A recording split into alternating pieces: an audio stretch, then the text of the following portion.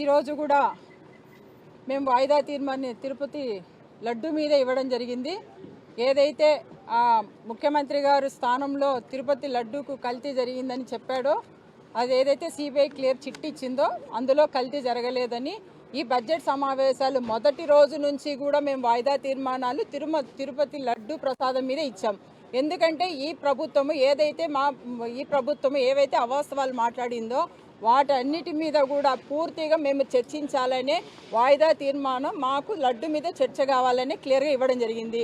మీరందరూ కూడా గమనిస్తూనే ఉన్నారు. గత 4 రోజుల నుంచి కూడా ఈ ప్రభుత్వం వైఖరిని ప్రజలందరూ కూడా పూర్తిగా గమనిస్తున్నారు. ఏదైతే మేము చర్చకు రమ్మంటున్నామో ఆ చర్చకు రావడానికి ఈ ప్రభుత్వానికి ఎందుకు అంత భయమో అని మేము అడుగుతున్నాం. ఈరోజు మీరు ఎలాంటి అక్రమాలు కానీ ఎలాంటి చేయకపోతే మీకు ఎందుకు భయము? చర్చకు రావచ్చు కదా. మా సభ్యుడు ఏదైతే చర్చకు మేము చర్చకు రమ్మని అడుగుతున్నాము, చర్చకు వచ్చినట్లే వచ్చి ఏదైతే మా సభ్యుడు అడుగుతారో అప్పుడు మళ్ళీ అంతా మీ చర్చలన్నీ కూడా జరపకూడదని మేము స్టేట్మెంట్ ఇచ్చిన తర్వాతే చర్చలు జరపాలని అంటారు. అంటే ఏదైతే ఏ మంత్రి గారు అయితే అక్కడ శాసన వ్యవహారాలు చూసే మంత్రి గారు సభను కంట్రోల్లో పెట్టాలి కానీ సభనే తప్పుదావు పట్టిస్తున్నారు. మరీ ముఖ్యంగా చైర్మన్ కూడా తెలియకుండానే ఆ టేబుల్ మీదకి స్టేట్మెంట్ ఎలా వస్తుంది? స్టేట్మెంట్ ఫస్ట్ ఇచ్చి తర్వాత చర్చ జరపాలంటారు. అసలు ఇది మన రాష్ట్రంలో కాదు, దేశవ్యాప్తంగా ఎక్కడా కూడా ఈ రకంగా జరగదు. ఎప్పుడైనా కూడా స్టేట్మెంట్ లేకుండా చర్చ జరిగిన తర్వాత మంత్రి గారు స్టేట్మెంట్స్ ఇస్తారు. సో ఈ రకంగా వీళ్ళు డైవర్షన్ చేసుకుంటూ సభలో చర్చకు రాకూడదు. తిరుమల లడ్డు ప్రసాదం మీద సభలో చర్చకు రాకూడదు.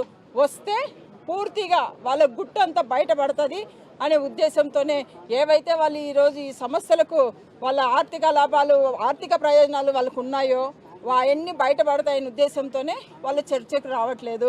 మీరందరూ కూడా మనందరూ గమనిస్తే అధికారంలో ఎవరు అధికారంలో ఇంత జరుగుతూ వచ్చింది అంటే పూర్తిగా ఈ ముఖ్యమంత్రి గారు ఎప్పుడైతే 2015 నుంచి ఎప్పుడైతే ఆయన అధికారంలో ఉన్నాడో అప్పటి నుంచి కూడా క్లియర్గా ఎక్కడ కల్తీ జరుగుతుంది, ఎక్కడ అక్రమాలు జరుగుతున్నాయని కూడా క్లియర్గా తెలిసింది. ఈరోజు పూర్తిగా ఇక్కడ 300 ఉండేది 700 పెంచుకున్నారు.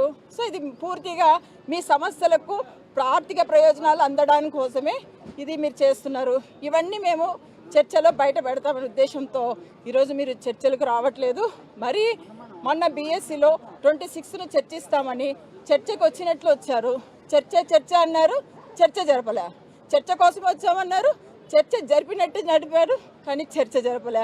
ఎందుకు మీకు ఇంత భయము అని అడుగుతున్నాం. ఈరోజు రాష్ట్ర ప్రజలందరూ ఎంతో దైవము ప్రసాదం మీద చర్చ జరుగుతుందని ఆశగా ఎదురు చూశారు.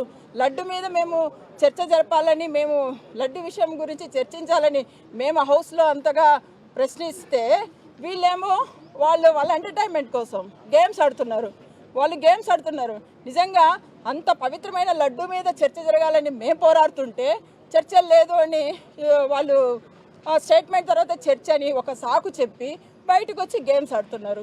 నిజంగా రాష్ట్ర ప్రజలను గాలికి వదిలేశారా అని నేను ఈ సందర్భంగా అడుగుతున్నా. ఎందుకు మీకు చర్చకు రావడానికి ఇంత భయం? ఈరోజు మళ్ళీ బీఎస్సీ అంటారు. ఎన్నిసార్లు బీఎస్సీ నడిపిస్తారు? 23rd బీఎస్సీ నడిచింది. బీఎస్సీలో కరెక్ట్గా వాళ్ళ సబ్జెక్ట్ వాళ్ళు ఇచ్చారు, మా సబ్జెక్ట్ మేము ఇచ్చాము. సో ఫస్ట్ రోజు లా అండ్ ఆర్డర్ మేము ఇచ్చాము. సో అది కూడా లా అండ్ ఆర్డర్ మీద చేశారు. మళ్ళీ వెంటనే ఏదో ఒకటి పక్క నుంచి కామెంట్స్.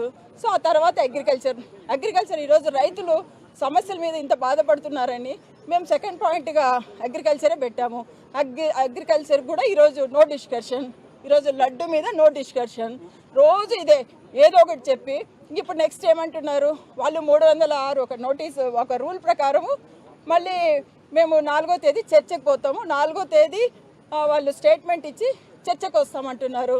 మీరు స్టేట్మెంట్ ఇచ్చి వస్తే చర్చకు మేమైతే అంగీకరించము. 4వ తేదీ మీరు చర్చలకు సిద్ధంగా లేరు.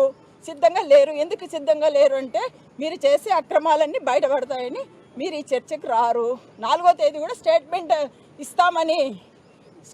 ఇస్తే మేము ఒప్పుకోమని తెలుసు వాళ్ళకు, కానీ స్టేట్మెంట్ తీసుకొస్తారు.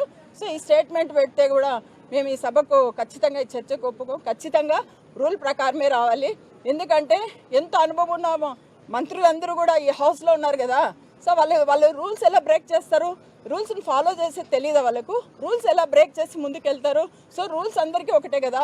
వచ్చే జనరేషన్ కూడా అంటే ఈ పదవులు ఉంటాయి పోతాయి, నాయకులు ఉంటారు పోతారు, కానీ అందరూ రూల్స్ ఫాలో కావాలి. కాబట్టి ఖచ్చితంగా ఈ ప్రభుత్వము రూల్స్ పాటించి ఖచ్చితంగా ఈ చర్చకు లడ్డు మీద చర్చకు వచ్చేంత వరకు కూడా మా నిరసనలు కొనసాగుతాయి. ఖచ్చితంగా చేయాలని డిమాండ్ చేస్తున్నాం. Thank you.